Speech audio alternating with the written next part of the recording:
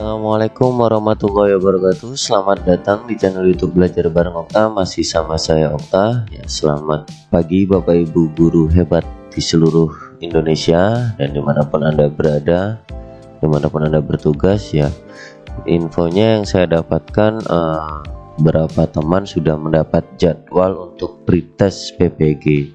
Beberapa teman saya pretestnya itu minggu depan ya Bapak Ibu. Untuk jadwal tepatnya saya belum konfirmasi lagi. Ya, baik, kali ini kita akan membahas soal-soal pretest PPG Matematika tahun 2023 di paket yang kedua ya. Jadi ini gabungan antara pedagogis dan juga profesional. Baik, kita ke soal nomor 1. Ini tentang pedagogis. Model pembelajaran yang sesuai untuk membelajarkan KD menyelesaikan masalah yang nyata yang terkait dengan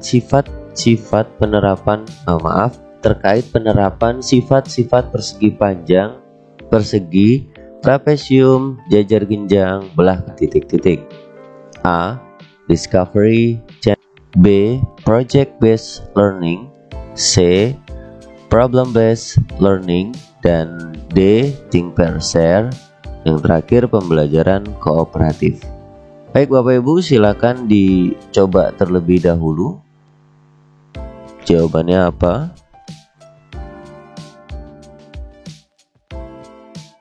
Baik, jawabannya adalah C. Karena dengan PBL ya kita bisa memberikan problem pada permasalahan nyata yang nantinya bisa didiskusikan oleh siswa terkait penerapan sifat-sifat persegi panjang dan lain-lainnya. Sehingga PBL lebih cocok digunakan untuk menyelesaikan permasalahan nyata karena base-nya berdasarkan permasalahan. Ini key-nya di sini ya Bapak Ibu, kuncinya ada di permasalahan berdasarkan base, problem base. Nah, sehingga ada dua kemungkinan yang cocok yaitu project dan problem based learning. Namun kunci kedua di sini adalah penerapan sifat-sifat. Jika penerapan sifat-sifat, maka kita kayaknya nggak cocok kalau pakai project gitu ya. Hanya menerapkan sifat gitu, kecuali membuktikan sifat atau menghasilkan sesuatu itu baru project. Sehingga ini yang lebih cocok adalah C. Ya, kita lanjut untuk nomor 2 Bapak Ibu. Masih tentang pedagogis ya. Pernyataan berikut yang tidak tepat adalah titik-titik. A. RPP yang tidak sesuai dengan format tidak dapat digunakan. B. RPP sebagai suatu rencana kegiatan pembelajaran tatap muka untuk satu pertemuan atau lebih. C. RPP disusun berdasarkan kompetensi dasar atau subtema dan dilaksanakan dalam satu kali pertemuan atau lebih. D. RPP dapat disusun secara individu. Dan E. RPP dapat disusun oleh kelompok mata pelajaran. Baik Bapak Ibu guru, silahkan dicoba terlebih dahulu. Ya, jawabannya adalah A. Ya, betul sekali ya Bapak Ibu ya. RPP yang tidak sesuai dengan format tidak dapat digunakan. Ya, ini keliru. Kenapa? Karena esensinya bukan pada formatnya, tapi pada rencana pada pembelajaran yang akan dilakukan. Sehingga formatnya apapun tidak masalah selama format itu masih bisa dipelajari atau dipahami oleh yang membaca, baik itu pembuat ataupun orang lain yang mungkin nantinya menggantikan si pembuat saat si pembuat tadi berhalangan hadir, sehingga harus digantikan kelasnya oleh guru lain, guru piket misalnya. Sehingga guru yang membaca RPP kita itu harusnya bisa memahami apa yang kita inginkan, yang kita maksud dalam pembelajaran itu. Ya, sehingga yang paling cocok itu pernyataan yang tidak tepat adalah pernyataan yang A. Untuk B benar sih Bapak Ibu ya. Nah, RPP itu pembelajaran yang bisa dilakukan digunakan untuk tatap muka satu pertemuan atau lebih gitu. Terus disusun berdasarkan KD atau subtema yang dilaksanakan dalam satu kali pertemuan atau lebih. Ini juga betul. Dapat disusun individu, ini betul, ataupun disusun secara kelompok untuk meringankan beban ya, sehingga bisa bareng-bareng selesai. Baik, kita lanjut ke yang nomor 3. Untuk nomor 3 masih tentang pedagogis ya. Berikut ini yang bukan merupakan, ini kata kuncinya perlu digarisbawahi, yang bukan merupakan bentuk fasilitasi guru dalam mengembangkan kemampuan pemecahan masalah siswa adalah titik-titik. A. Mencermati atau mengamati masalah yang disajikan. B. Mengajukan pertanyaan-pertanyaan menanya terkait masalah tersebut. C. Meminta peserta didik mengajukan dugaan. D. Memberikan contoh strategi terbaik dalam menyelesaikan masalah. E. Membimbing penyelidikan. Baik Bapak Ibu, silakan dicoba terlebih dahulu. Ya, jawabannya adalah D. Baik, untuk soal ini, untuk kasus ini ya, ini kan kasus dalam pengembangan pemecahan masalah. Oke, ini berarti penggunaan PBL ya Bapak Ibu.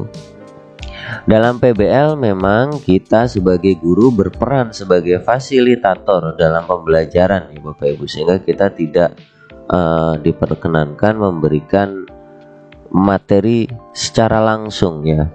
Jadi kita harus memberikan kesempatan bagi siswa, memfasilitasi siswa untuk mencermati ya masalah yang disajikan, dicermati sendiri. Kita hanya memberikan pertanyaan-pertanyaan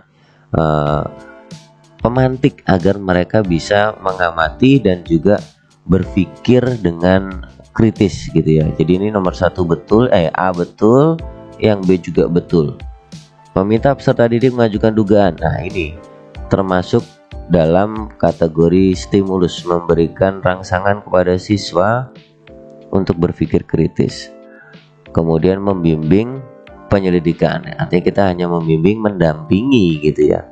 Sedangkan untuk memberi contoh ini bila terpaksa ya Bapak Ibu, tapi sebaiknya tidak dilakukan ya. Kita harus memberikan rangsangan terus, stimulus-stimulus, pertanyaan-pertanyaan pemantik gitu ya. Sehingga siswa itu bisa mencermati apa yang ada di permasalahan, kemudian menduga, lalu menyelidiki bagaimana solusinya, sehingga siswa akan menemukan sendiri penyelesaian dari permasalahan yang kita berikan. Jadi kita tidak perlu memberikan contoh strategi terbaik untuk menyelesaikan masalah, biarkan siswa yang menemukan sendiri solusi terbaik untuk menyelesaikan masalah gitu ya. Jadi untuk yang ini jawaban yang paling cocok memang D ya Bapak Ibu. Baik Bapak Ibu, kita lanjutkan ke nomor 4. Di nomor 4 masih dengan pedagogis. Dalam sebuah pembelajaran terdapat siswa yang mengalami kesulitan dalam menyelesaikan soal tentang membedakan jajar genjang, layang-layang, belah ketupat, dan trapesium. Tindakan guru yang paling tepat untuk membantu siswa tersebut adalah titik-titik. A. Meminta siswa menghafal definisi segi empat. B. Meminta siswa untuk membaca kembali buku yang dimiliki. C. Meminta siswa untuk mengerjakan soal-soal yang berhubungan dengan segi empat. D. Menjelaskan kembali tentang definisi segi empat. E. Memberikan contoh-contoh segi empat yang merupakan jajar genjang dan contoh-contoh segi empat yang bukan jajar genjang. Baik Bapak Ibu, silakan dicoba terlebih dahulu.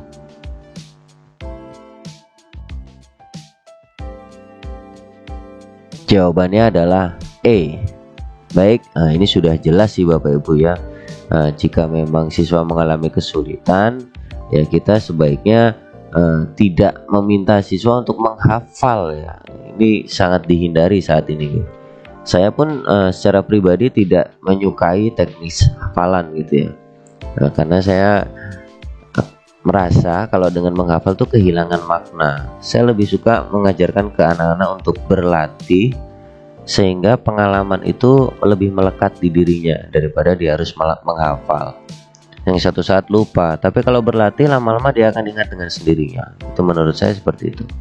Kemudian untuk meminta siswa untuk membaca kembali buku yang dimiliki, oke lah nggak apa-apa, tapi masih kurang tepat ya Bapak Ibu.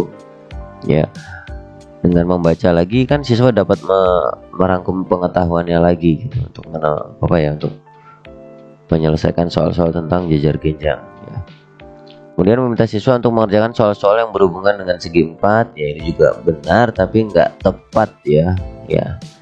Yang lebih tepat ya ini memberikan contoh-contoh segi 4 yang merupakan jajar genjang dan contoh-contoh segi 4 yang bukan jajar genjang, sehingga nantinya diharapkan siswa ini akan bisa membedakan bangun-bangun tersebut dari contoh-contoh yang diberikan. Ini termasuk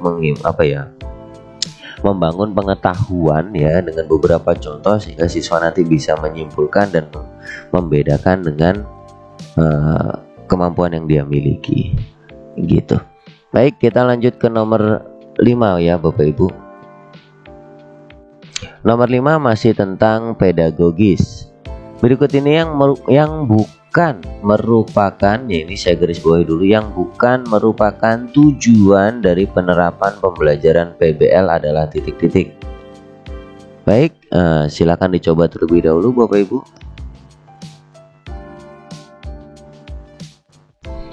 Jawabannya adalah C. Ya. Tujuan dari penerapan PBL adalah membuat siswa berpikir kritis atau mengajarkan siswa untuk berpikir kritis, berpikir kreatif, dan saling sharing pengetahuan. Siapa yang bisa sharing ke siswa yang belum bisa, serta menerapkan kemandirian belajar karena menemukan sendiri solusinya, cara penyelesaiannya. Di sini guru hanya berperan sebagai fasilitator, bukan objek pembelajaran ya. Maaf, iya benar, objek ya. Bukan objek ataupun subjek pembelajaran ya, tapi sebagai fasilitator. Yang menjadi subjek pembelajaran adalah siswa, pelakunya siswa. Ya. Jadi di sini yang bukan merupakan tujuan dari penerapan PBL yaitu pemahaman konsep. Jawabannya betul ya, C. Baik Bapak Ibu, kita lanjutkan ke nomor 6. Pedagogis juga. Berikut ini yang bukan, nah ini saya garis bawahi lagi, ini yang bukan merupakan prinsip utama pembelajaran berbasis masalah adalah A. Penggunaan masalah nyata, B. Keterampilan berpikir kritis, C. Keterampilan menyelesaikan masalah, D. Mengembangkan pengetahuan, dan E. Memahami konsep. Silakan dicoba dulu Bapak Ibu. Ya, tentunya Bapak Ibu sudah sangat mengerti ini jawabannya apa ya.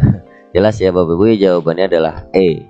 Soal ini dengan soal sebelumnya tadi tidak jauh beda ya, karena penerapan prinsip utama PBL pembelajaran berbasis masalah.